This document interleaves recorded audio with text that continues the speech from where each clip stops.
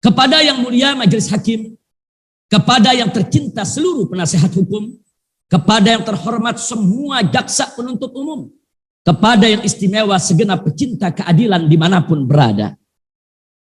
Sebelum saya memulai menyampaikan tanggapan saya terhadap replik jaksa penuntut umum melalui duplik ini, maka di pembukaan ini saya terlebih dahulu ingin menyoroti suatu perkara yang sepele tapi tidak sepele.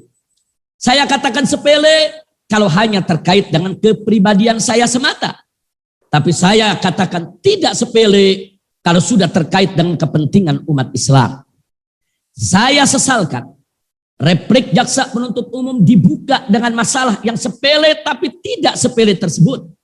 Sehingga seluruh replik jaksa penuntut umum diisi dan dipenuhi dengan gelora emosi dari persoalan sepele tapi tidak sepele tersebut. Masalah sepele tapi tidak sepele yang saya maksudkan adalah tatkala dengan angkuh dan sombong serta penuh kebencian, jaksa penuntut umum menyatakan dalam pembuka replik di halaman 2 sebagai berikut. Ternyata yang didengung-dengungkan sebagai seorang imam besar hanyalah isapan jempol belaka. Saya ulangi pernyataan jaksa penuntut umum, ternyata yang didengung-dengungkan sebagai seorang imam besar hanyalah isapan jempol belaka.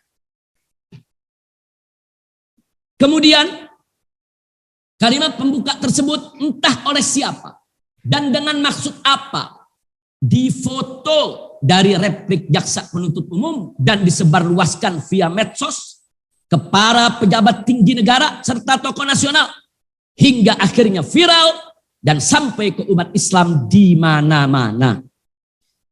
Jaksa penuntut umum yang terhormat, ketahuilah bahwa saya tidak pernah menyebut diri saya sebagai imam besar, apalagi mendeklarasikan diri sebagai imam besar, karena saya tahu dan menyadari betul betapa banyak kekurangan dan kesalahan yang saya miliki, sehingga saya pun berpendapat bahwa saya belum pantas disebut sebagai imam besar.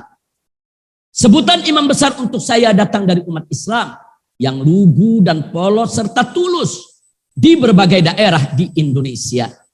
Saya pun berpendapat bahwa sebutan ini untuk saya agak berlebihan.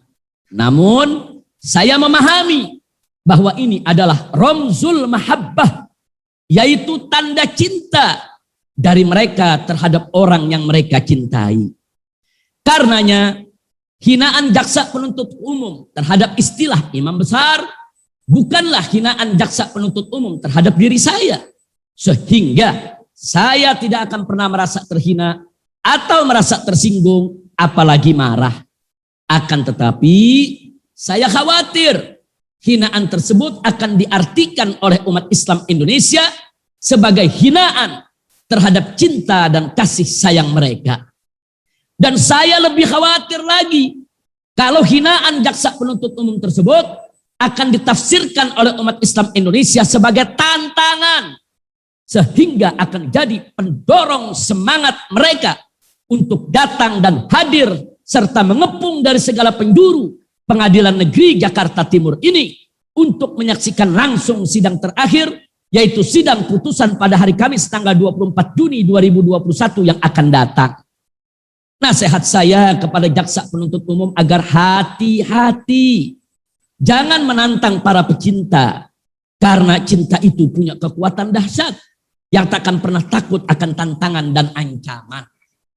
Saya tidak bisa membayangkan di masa pandemi yang semakin parah ini, bagaimana jika jutaan pecinta yang kemarin menyambut kepulangan saya di bandara terprovokasi oleh tantangan jaksa penuntut umum, lalu berbondong-bondong mendatangi pengadilan ini dari segala penjuru.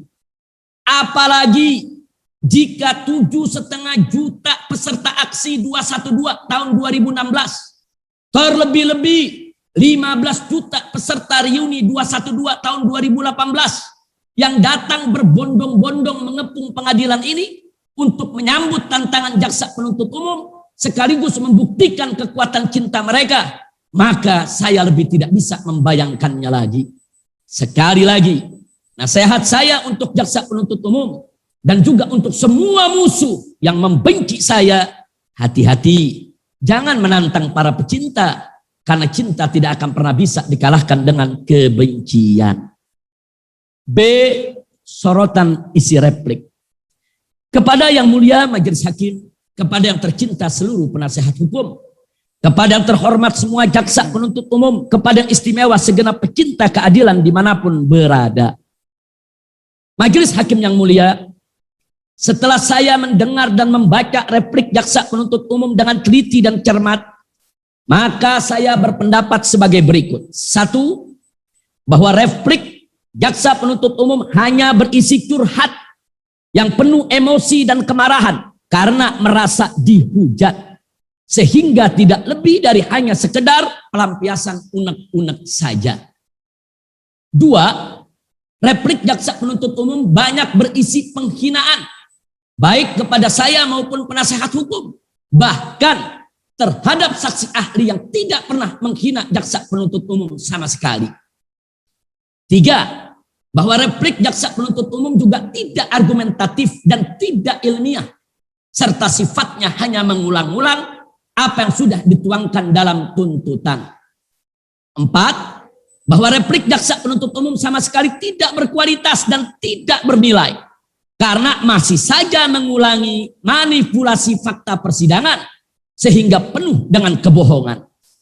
5. Bahwa replik jaksa penuntut umum sama sekali tidak mampu menjawab pledoi saya maupun pledoi penasehat hukum sebagaimana mestinya. Oleh sebab itu, sebenarnya saya enggan untuk meladeni replik jaksa penuntut umum yang tidak berharga tersebut, karena hanya membuang waktu kami yang sangat berharga akibat hanya mengurusi ocehan jaksa penuntut umum yang ngalor ngidul dan harus menangkis satu persatu serangan jaksa penuntut umum yang bertubi-tubi. Maka kegiatan dakwah saya dan kawan-kawan di rutan Mabes Polri jadi sering terganggu, mulai dari kajian subuh, pengajian tafsir dan hadis, serta majelis zikir dan sholawat, juga pemberantasan buta huruf Al-Quran dan lain-lain.